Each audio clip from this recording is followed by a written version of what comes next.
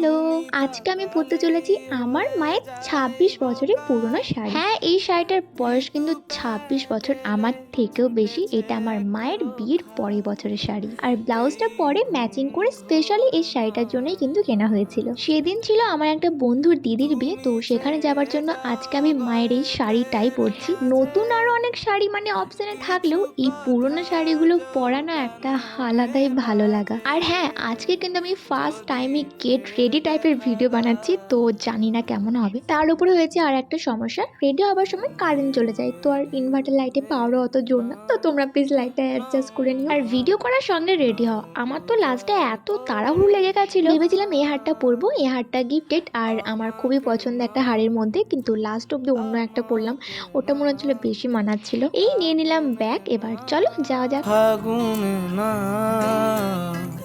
নাও প্রথম ছোঁয়া।